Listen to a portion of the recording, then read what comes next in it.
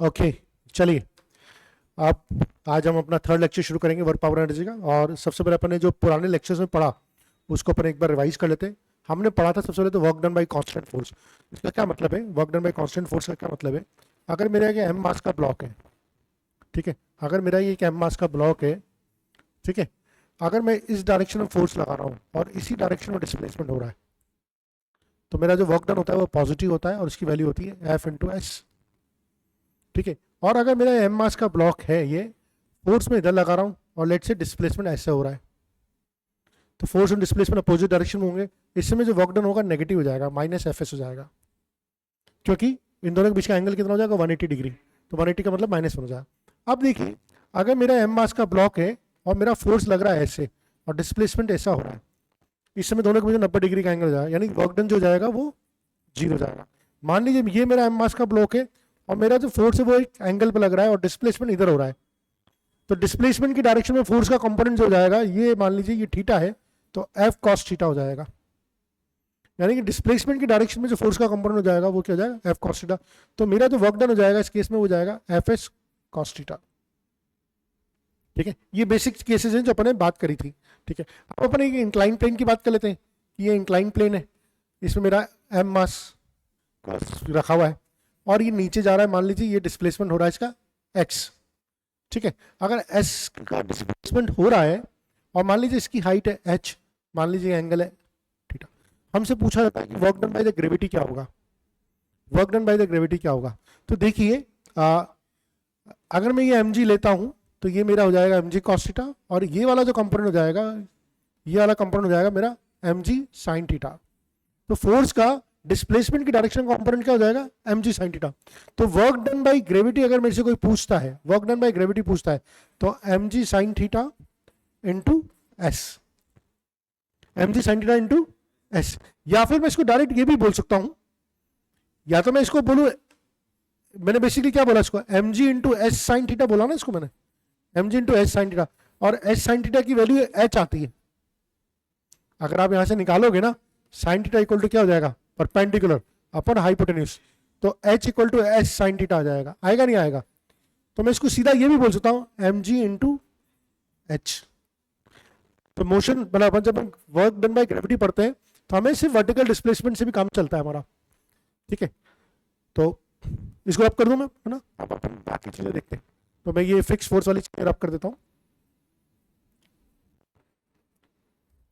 आइए, अब अपन देखते हैं कि मान लीजिए एक रेफरेंस पॉइंट है मेरे पास, ये रेफरेंस पॉइंट है, यहां पर कोई लाइन है, ये है हाइट h1, और यहां पर कोई एक और जगह है जिसकी हाइट है h2। यहां पर मेरा कोई ऑब्जेक्ट रखा हुआ था, एम मास का ऑब्जेक्ट, जिसको मैं टेढ़े मेढ़े रास्ते से उठा के यहां पर लेके गया, ऊपर उठा के लेके गया मैं इसको। अब हमसे पूछ सकते हैं कि work done by external force क्या होगा, वर्क डन बाय ग्रेविटी क्या होगा? तो ऑब्वियसली एक्सटर्नल फोर्स जो लग रहा होगा वो तो ऊपर की तरफ लग रहा होगा, एफ एक्सटर्नल जो लग रहा होगा वो तो ऊपर की तरफ लग रहा होगा, लेकिन जो एफ ग्रेविटी है, एफ एम जी है, वो तो नीचे लग रहा होगा। तो हमसे पहले पूछा जाए, चलो work done by external force क्या होगा? तो work done by external force क्या होगा? Work done by external force की बात, चलो वर्क डन बाय ग्रेविटी की बात करते हैं। जनरली जो हमसे यूज किया था, वर्क डन बाय ग्रेविटी जो होता है, work done by gravity route पर डिपेंड नहीं करता, फाइनल डिस्प्लेसमेंट कितना हुआ उसका। एच यहाँ पर h1 पे था, इसको h2 पे लेके गए, ये हमारी ग्राउंड लाइन है, ये हमारी रेफरेंस लाइन है। ऑलरेडी h1 की हाइट पे था, ऑलरेडी h1 की हाइट पे था, लेके गया मैं h2 की हाइट पे, तो मेरा जो वर्टिकल डिस्प्लेसमेंट हुआ तो h2 माइनस h1 हुआ ना। वर्टिकल डिस्प्लेसमेंट मेरा h2 माइनस h1 हुआ। तो वर्क डन बाय जो ग्रेविटी होगा, वर्क डन बाय ग्रेविटी जो होगा वो mg, h की जगह क्या आ जाएगा? h2 minus h1। अच्छा, ये वर्क डन बाय जो ग्रेविटी होगा नेगेटिव होगा कि पॉजिटिव होगा? क्यों होगा? क्योंकि ग्रेविटी तो नीचे की तरफ लग रही है और डिस्प्लेसमेंट का ऊपर की तरफ हो रहा है, यानी 180 डिग्री का एंगल है, तो minus mg h2 minus h1 हो जाएगा, ठीक है। ओके, अब अपन बात करते हैं वेरिएबल फोर्स की। चलिए, हमने ये समझ लिया, अब हम वेरिएबल फोर्स की बात करते हैं। वेरिएबल फोर्स में अपन ने पढ़ा था कि जब भी वेरिएबल फोर्स होगी तो अपन ने पढ़ा था कि मान लीजिए फोर्स और डिस्प्लेसमेंट का कर्व है और ये फोर्स और डिस्प्लेसमेंट कर्व इस तरह से है। अब मुझे अगर टोटल वर्क डन निकालना है तो मैं यहाँ पर एक स्ट्रिप काटता हूँ, लेट्स से इसकी लंबाई, इसकी चौड़ाई है ds, और इसका जो एरिया हो जाएगा, इस स्ट्रिप का जो एरिया हो जाएगा वो हो जाएगा f डॉट ds, और इसको इंटीग्रेट कर दूंगा तो ये हो जाएगा वर्क डन। तो वर्क डन जो होता है वो एरिया होता है फोर्स और डिस्प्लेसमेंट का कर्व, यानी कि बेसिकली इस पूरे एरिया का ये जो पूरा एरिया निकाल लेंगे ये हमारा हो जाएगा वर्क डन। ठीक है, अब अपन एक वेरिएबल फोर्स की, वेरिएबल वर्क की भी बात कर लेते हैं कि वेरिएबल फोर्स होता, अभी तो अपन ने फिक्स फोर्स पढ़ा था, अगर वेरिएबल फोर्स होगा तब अपन कैसे निकालेंगे। देखिए वेरिएबल के केस में जो वर्क डन निकाला होता है वो होता है एफ डॉट डी आर। ठीक है, अभी तो अपन हॉरिजॉन्टल फोर्स की बात करेंगे, एक ही डायमेंशन फोर्स की बात करें, लेकिन हमारा ऐसा भी होता है कि फोर्स भी जो है ना वो एक्स डायरेक्शन में भी हो, वाई डायरेक्शन में भी हो, जेड डायरेक्शन में भी हो। इसी तरह जो डिस्प्लेसमेंट है वो भी एक्स डायरेक्शन में हो सकता है, वाई डायरेक्शन में हो सकता है, जेड डायरेक्शन में हो सकता है। उस केस में हमें कंपोनेंट करने पड़ेंगे। तो एफ को लिखेंगे अपन एफ एक्स आई के, एफ वाई जे के, एफ जेड के। ये तो हो गया फोर्स के कंपोनेंट, ये तो हो गया फोर्स कंपोनेंट। इसी तरह डिस्प्लेसमेंट के कंपोनेंट हो जाएंगे डी एक्स आई के, यानी कि आई डायरेक्शन में डी एक्स डिस्प्लेसमेंट है, डी वाई जे के यानी कि वाई डायरेक्शन में डी वाई डिस्प्लेसमेंट है, और डी जेड के यानी कि जेड डायरेक्शन में के है ना डी जेड डिस्प्लेसमेंट है। तो अगर इसको वैल्यू पुट करेंगे तो हमारा जो वर्क डन हो जाएगा, हम पिछली क्लास में इसको बहुत डिटेल में कर चुके हैं तो मैं यहाँ नहीं जाऊँगा, x1 से x2 F D x, y1 से y2 एफ डी वाई, और z1 से z2 एफ डी जेड। ये हमारा वेरिएबल, अगर फोर्स वेरिएबल होगा तो उसका वर्क डन का फॉर्मूला होता है। हमने इसमें बहुत सारे सवाल करे हुए हैं, तो अगर आपको प्रैक्टिस करनी तो हमारे वर्क एनर्जी का जो सेकंड लेक्चर है उसको अटेम्प्ट कीजिएगा। ठीक है, आइए अब अपन आज इंपॉर्टेंट कॉन्सेप्ट शुरू करते हैं, work energy theorem. Now work energy theorem बहुत सिंपल है और इसकी वजह से बहुत सारे सवाल जो होते हैं बहुत आसानी से सॉल्व हो जाते हैं। इसका स्टेटमेंट बहुत सिंपल है, work done by all the forces, work done by all the forces is equal to the change in the kinetic energy.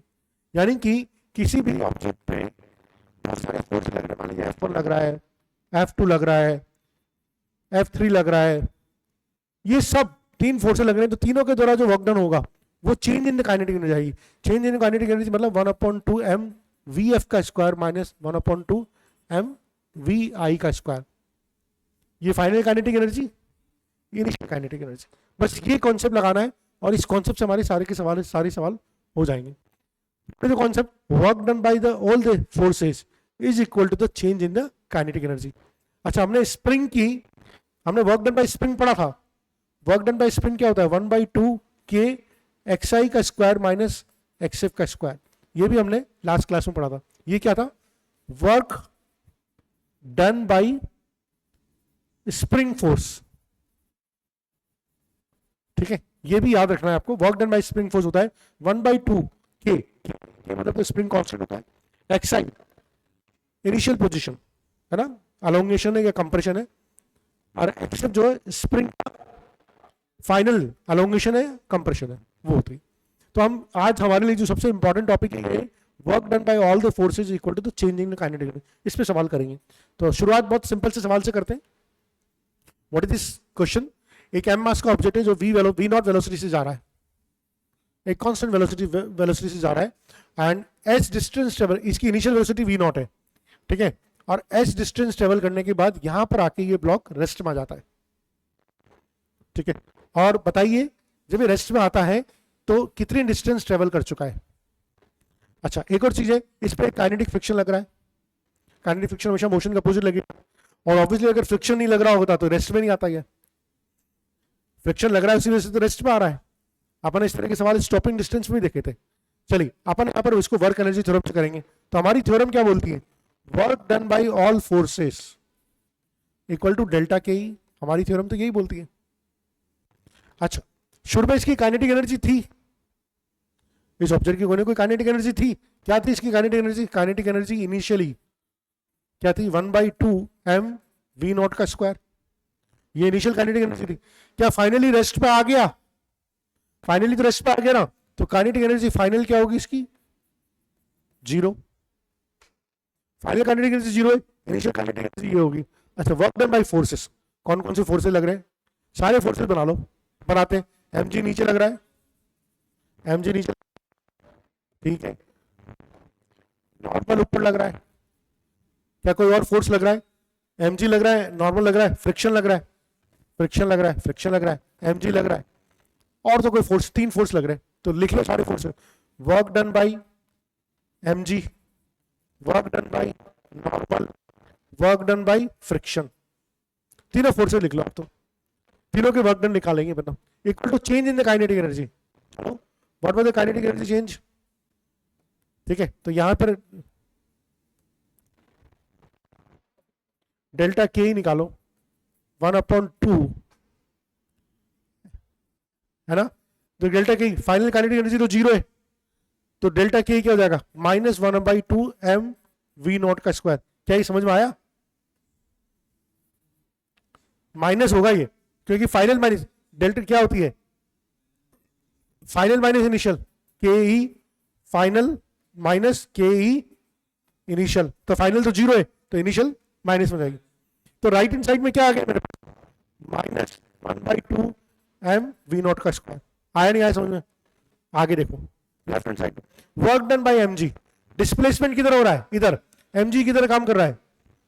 नीचे, तो वर्क डन क्या होगा? mg 0, 90 डिग्री का एंगल हो गया ना, 0 plus work done by normal, normal ऊपर काम कर रहा है, फोर्स ऊपर लग रहा है, डिस्प्लेसमेंट किधर हो रहा है? इधर, अगेन 0, वेरी गुड। अब देखिए वर्क डन बाई फ्रिक्शन निकालना है ना, तो पहले तो हम ये निकाल लेते हैं कि फ्रिक्शन, पहले तो अपन फ्रिक्शन का फोर्स निकालें। हमें मालूम है कि एफ के इक्वल टू क्या होता है? म्यू के into N. F K equal to क्या होता है? म्यू के इंटू एन, है ना, म्यू के, ठीक है, एन क्या हो जाएगा इसका? एम जी, म्यू के इंटू एम जी, ठीक है। अब देखो फ्रिक्शन इधर लग रहा है, डिस्प्लेसमेंट किधर हो रहा है? आगे, तो वर्क डन क्या होगा? नेगेटिव, वर्क डन नेगेटिव होगा, और वर्क डन की वैल्यू क्या हो जाएगी?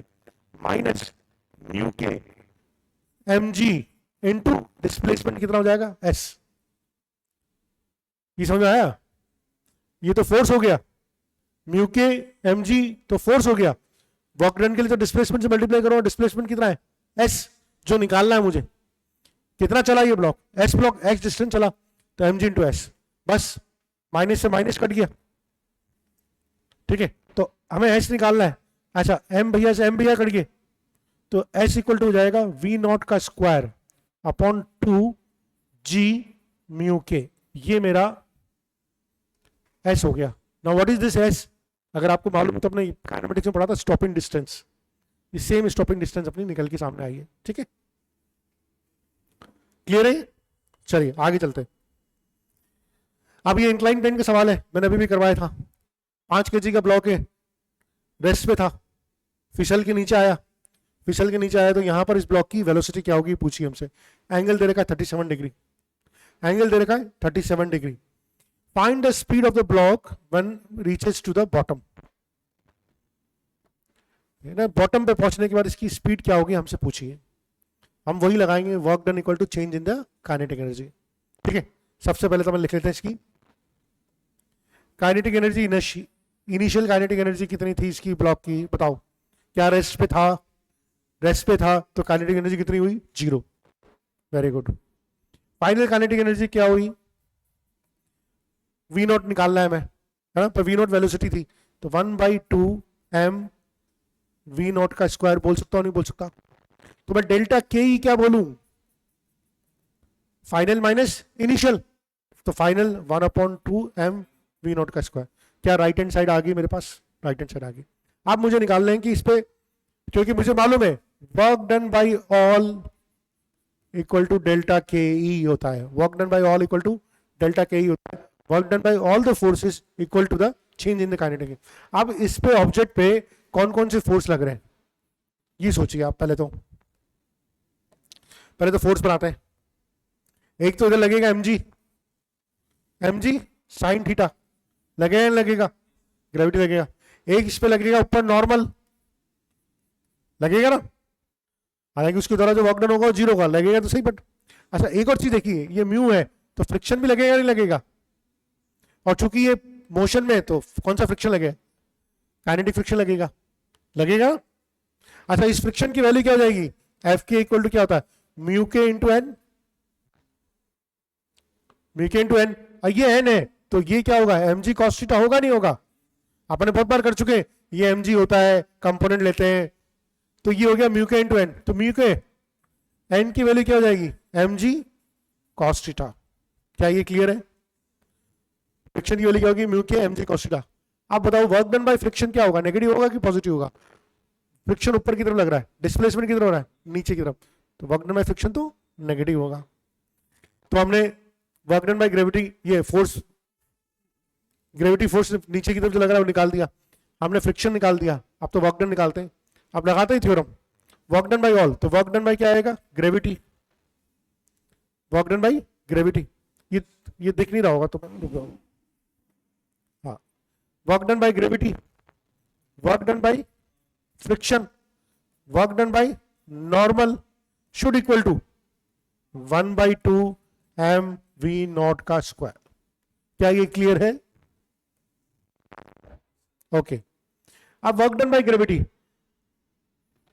ग्रेविटी कितना लग रहा है, mg sin थीटा लग रहा है, कितना डिस्प्लेसमेंट हुआ 10, तो मैं क्या लिख सकता हूं उसको, mg sin थीटा इनटू 10। इसमें कोई दिक्कत? आप देखिए work friction, work done by friction कितना, फोर्स कितना लगा, friction mu K mg cos theta, displacement नीचे, तो work done by friction negative, minus mu K mg cos theta into 10, ठीक है। Work done by normal 0, work done by normal 0, 1/2 M V not का square. क्या ये clear है? M से M सब जगह कट गया, ये आया जी साइन थीटा, ठीक है, 10 जी भी 10, 100 साइन थीटा, साइन 37, 3/5, 3/5 मतलब 60 आ गया है, ये 60 आ गया। म्यू के 0.1 इंटू जी 1 इंटू 10 cos 30 plus 37 4/5, 10 इंटू 4/5 8। थोड़ा फास्ट कैलकुलेशन करो, जगह की कमी है। इक्वल 1/2 वी नॉट का स्क्वायर, तो हम बोल सकते हैं वी नॉट का स्क्वायर इक्वल टू हो गया 60 माइनस 58 52 का डबल 104, तो वी नॉट आ गया मेरा 104 मीटर पर सेकेंड। तो this is how we are going to solve it. ठीक है, एक और अच्छा सवाल देखते हैं, बहुत बढ़िया सवाल जो और मजा आएगा आपको। ठीक है, ये एक बॉल है जिसको मैंने इनिशियली 30 मीटर पर सेकंड की स्पीड से ऊपर फेंका, 30 मीटर पर सेकंड की स्पीड से ऊपर फेंका और ये 40 मीटर डिस्प्लेसमेंट हुआ और यहां जाके इसकी स्पीड 0 होगी। इस बॉल का मास है 2 किलो। हमसे पूछा है कि find out the work done by the air resistance. Air resistance कितना काम करेगा? हमें तो एक ही थ्योरम मालूम है, वर्क एनर्जी थ्योरम, वो बोलती है work done by all is the equal to change in the kinetic energy. हमें तो एक ही थ्योरम मालूम है, तो work done by all equal to delta K E. हमारी तो यही थ्योरम आती है भाई, हमें कुछ और आता ही नहीं है। Work done by all equal to delta K E, change in the kinetic energy.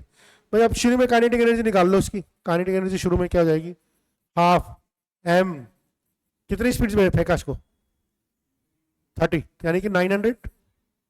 M की वैल्यू कितनी है 2, तो 1/2 2 इंटू 900, यानी कि इसकी जो इनिशियल काइनेटिक एनर्जी आ गई वो आ गई 900 जूल। ठीक है, क्या फाइनल काइनेटिक एनर्जी क्या होगी इसकी? स्पीड तो 0 होगी, फाइनल काइनेटिक एनर्जी क्या होगी इसकी 0। तो डेल्टा के ई क्या हो गया, चेंज इन काइनेटिक एनर्जी क्या हो जाएगा 0 माइनस 900, यानी कि माइनस 900। क्या इसमें कोई स्टेप में प्रॉब्लम है? नहीं है। अब अपन निकालते हैं work done by all the forces. आप देखो कौन कौन सी फोर्सेस काम कर रही है। एक तो ग्रेविटी नीचे काम कर रही होगी, वर्क डन बाई ग्रेविटी, एक तो ये काम कर रहा होगा, एक work done by air resistance भी काम कर रहा होगा, वही तो निकालना है। Work done by air resistance, तो वर्क डन बाई एयर, ये दो ही वर्क काम कर रहे हैं, दो ही के द्वारा वर्क हो रहा है, और इक्वल टू चेंज कितनी आएगी माइनस 900। ठीक है, अब work done by gravity, mg नीचे लग रहा है, डिस्प्लेसमेंट किधर हो रहा है ऊपर की तरफ, mg कितना लग रहा है इस पे, इसका मास कितना है 2 kg, तो mg कितना लगेगा इस पे 20 न्यूटन। mg कितना लगेगा 20 न्यूटन। mg नीचे 20 न्यूटन लग रहा है, डिस्प्लेसमेंट कितना है 40 मीटर ऊपर, अपोजिट डायरेक्शन में, अपोजिट डायरेक्शन में, तो work done by gravity is negative, तो ये हो जाएगा -20 × 40। क्या ये समझ में आई? mg नीचे, डिस्प्लेसमेंट ऊपर है, माइनस में आएगा, तो ये तो फोर्स हो गया 20, तो फोर्स हो गया 20 न्यूटन, डिस्प्लेसमेंट कितना हो 40, equal to work done by resistance equal to -900। इसको सॉल्व करेंगे तो work done by a resistance आ जाएगा -900 + 800, यानी कि -100 जूल। तो work done by a resistance आ गया -100 जूल। क्या ये क्लियर है? समझ में आया? एक और बहुत अच्छा सवाल करते हैं, बहुत ही बढ़िया सवाल है, शानदार सवाल है, ठीक है। एक ब्लॉक है इंक्लाइन प्लेन पे ऊपर रखा हुआ है, रेस्ट में रखा हुआ है, फिसलता हुआ नीचे आया। इस इंक्लाइन प्लेन की लंबाई है 2l, यहां तक l है और यहां से L है। आप देखो इस l में है ना, ये जो है, ये जो लंबाई है ना, आधी लंबाई जो है ये फ्रिक्शनलेस है, यानी कि इसमें म्यू 0 है। लेकिन इस केस में फ्रिक्शन है और उस फ्रिक्शन की वैल्यू हमें, फ्रिक्शन का कोफिशिएंट हमें निकालना है। इसका कोई फ्रिक्शन कोफिशिएंट है म्यू, वो निकालना है हमें। और पर लंबाई और फाइनली रेस्ट में आ गया भैया, यहां पर आके भी रेस्ट में आ गया। हमसे पूछा है फाइंड फ्रिक्शन कोफिशिएंट, ठीक है। हमें तो वही चीज मालूम है, work done by all equal to delta K E, पता ही नहीं पता, हम तो वही से चलेंगे। क्या काइनेटिक एनर्जी शुरू में हमें निकालनी आती है? रेस्ट में था तो 0। क्या काइनेटिक एनर्जी फाइनल निकालनी आती है? फाइनल निकालनी आती है 0। तो डेल्टा के ई क्या हो जाएगा? 0। राइट हैंड साइड में तो 0 ही 0 है बस। अब अपन निकाल लेते हैं भाई कौन कौन से फोर्सेस काम करेंगे इसमें, कौन कौन से फोर्सेस काम करेंगे, ये समझते हैं। एक तो यहां पर नॉर्मल काम करेगा हर जगह, है ना, जहां जहां ब्लॉक आएगा वहां वहां सब जगह नॉर्मल काम करेगा, ठीक है, नॉर्मल तो काम करेगा। एक mg साइन थीटा नीचे की तरफ काम करेगा, ग्रेविटी, तो वर्क डन बाय ग्रेविटी हो जाएगा। अच्छा, यहां से यहां तक तो सिर्फ ग्रेविटी काम करेगा, फ्रिक्शन तो काम करेगा नहीं। mg साइन थीटा कहां तक काम करेगा? 2l तक काम करेगा नहीं करेगा?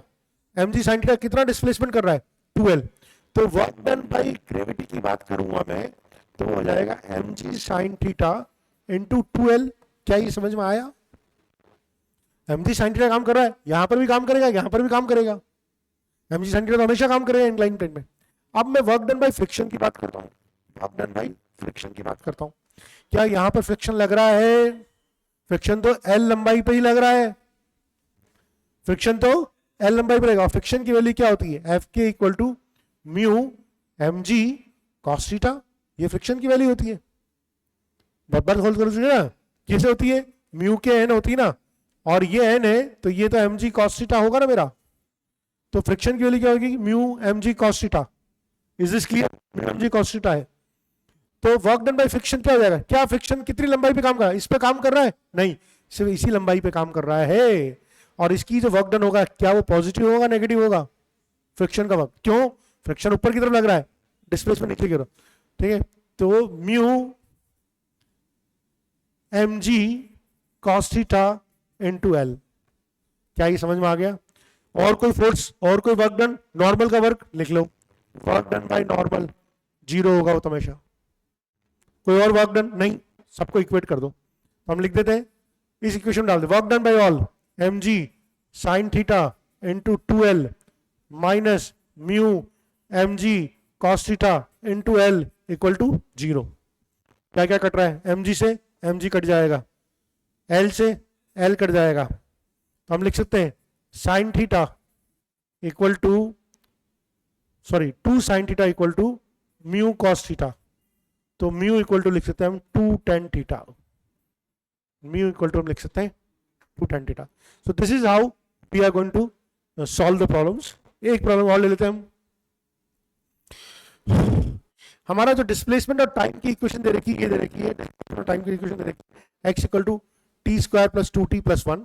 मास दे रखा है ऑब्जेक्ट का 1 kg। हमसे पूछा है work done by all the forces पूछिए, t इक्वल टू 0 से लेकर t इक्वल टू 3 सेकंड तक। इसमें जितनी भी फोर्सेज लग रही है वो कितना वर्क करेगी। हमें तो मालूम है कि वर्क डन इक्वल टू क्या होता है, तो हमसे ये पूछा है, हम ये निकाल लें, चेंज इन काइनेटिक एनर्जी निकाल लेते हैं इसकी। ठीक है, हमें मालूम है डिस्प्लेसमेंट टाइम ग्राफ है, हमें तो मालूम है कि वेलोसिटी इक्वल टू क्या होता है, dx बाई dt होता है। क्या इससे हम इसकी वेलोसिटी निकाल सकते हैं? बिल्कुल निकाल सकते हैं। आइए डिफरेंशिएट कर लेते हैं। तो वेलोसिटी आ जाएगी इसकी 2t प्लस 2, कहां से कहां तक निकालना, t equal to 0, t equal to 0 पे इसकी जो वेलोसिटी आ जाएगी v इनिशियल आ जाएगी 2 मीटर पर सेकेंड। आगे t इक्वल टू 0 पे v है ना। अब t इक्वल टू 3 पे निकालना है, t इक्वल टू 3 पे v फाइनल आ जाएगी 2 इंटू 3 प्लस 2, 8 मीटर पर सेकेंड। तो इसका काइनेटिक एनर्जी हो जाएगी 1/2 m कितना है 1 v स्क्वायर 4, तो इनिशियल काइनेटिक एनर्जी जाएगी इसकी 2 जूल। क्या ये क्लियर है? 1/2 m कितना है मास 1 kg, v स्क्वायर 2 का स्क्वायर 4, तो इनिशियल काइनेटिक एनर्जी जाएगी इसकी 2 जूल। फाइनल काइनेटिक एनर्जी जाएगी 1/2 m v स्क्वायर 64 का स्क्वायर, 8 का स्क्वायर 64, ये आ गई 32 जूल।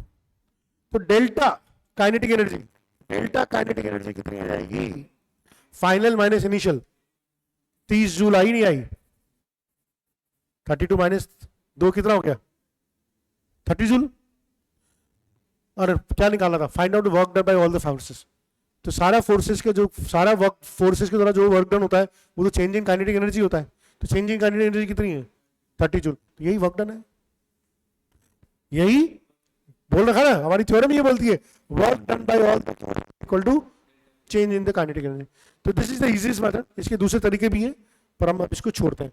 हम एक चीज समझ ले, ठीक है ना, हम एक चीज समझ ले, बार बार रिवाइज कराने के लिए बोल रहा हूं मैं आपको।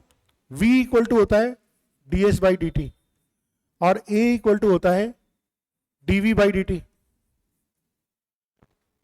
वेलोसिटी इक्वल टू होता है ds by dt, a equal to होता है dv बाई dt। एक a इक्वल टू ये भी होता है v into dv by ds, ये भी होता है। हमने काइनेटिक में पढ़ा था, ये कैसे आया, देखिए dv बाई dt है, इसको ds और ds से ऊपर नीचे मल्टीप्लाई कर दिया। ठीक है, अब देखो ds बाई dt है, इसको बोल सकता हूं v, ds बाई dt को v बोल सकता हूं। तो इस ds बाई dt को बोल दिया मैंने v, और ये dv बाई ds ऐसे लिख दिया। तो acceleration equal to v dv by ds, ये भी बोल सकता हूं। तो कहीं पर ये भी यूज होगा, किस केस में यूज होगा सी समझिए। अगर आपको वेलोसिटी दे रखी है x की फॉर्म में, x plus 1 X square plus 2 under root X, अब आप बताओ इससे एक्सेलरेशन कैसे निकालोगे। इससे एक्सेलरेशन निकालने का तरीका ही क्या हो जाएगा, a equal to v by dx। लेकिन आपको वेलोसिटी दे रखी टाइम की फॉर्म में, t plus 1 t square plus 3 है ना 5t माइनस 6। अब इससे आपको एक्सेलरेशन निकालना तो सीधा निकाल दोगे dv बाई dt करके। तो ये कौन सा फॉर्मूला कब यूज होगा डिपेंड करता है कि दे क्या रखा है, t की फॉर्म में रखा है तो dv बाई dt, x की फॉर्म में दे रखा है तो dv बाई dx, ये याद रखना है ना। अगला सवाल हमारा उसी क्रम में है। वेलोसिटी दे रखी 3x की power half, x equal to 0 से लेकर x इक्वल टू d तक, मास m kg है, फाइंड टोटल वर्क डन। तो मैंने क्या बोला था, वेलोसिटी किसकी फॉर्म में दे रखी है, x की फॉर्म में दे रखी है, वेलोसिटी x की फॉर्म में दे रखी है। ठीक है, यहां तक अभी जरूरत नहीं पड़ेगी क्योंकि हमें तो फाइनल टोटल वर्क डन निकालना है। तो टोटल होता है delta K E, change in kinetic energy, simple है ना। अब निकालो x इक्वल टू 0 पे इसकी वेलोसिटी क्या हो जाएगी, 0 होगी नहीं होगी। अगर मैं x इक्वल टू 0 डालूंगा तो वेलोसिटी, तो इनिशियल काइनेटिक एनर्जी क्या हो जाएगी, इनिशियल काइनेटिक एनर्जी 0। अब x इक्वल टू d पे अगर d रखा मैंने तो वेलोसिटी क्या हो जाएगी 3d की पावर हाफ। तो इस समय वेलोसिटी क्या हो जाएगी फाइनल हाफ m, थोड़ा जगह कम पड़ रही है तो मैं इधर लिख देता हूं यार, जगह कम पड़ रही है। ठीक है, यहां पर लिख देता हूं हाफ m v स्क्वायर, 3 का स्क्वायर 9, d की पावर हाफ का स्क्वायर d, तो ये हो गया 9md बाई 2। क्या ये समझ में आया? Initial kinetic energy 0, final kinetic energy, this is final kinetic energy, this is final kinetic 9md by 2। मुझे क्या निकालना है, टोटल वर्क डन निकालना है। टोटल वर्क डन क्या होता है, चेंज इन काइनेटिक एनर्जी। तो चेंज इन काइनेटिक एनर्जी क्या हो जाएगा यहाँ से, डेल्टा के 9 md/2, और यही वर्क डन हो जाएगा 9 md/। क्या समझ में आ गया? ठीक है, अगला सवाल करते हैं। बिकॉज दिस इज ऑल, है ना, हमारे और जो सवाल नहीं है। तो work done by all the forces, work energy theorem हमने सीखी है, क्या होता है, total work done by all the forces equal to the change in kinetic energy. ठीक है, दैट्स ऑल, थैंक यू।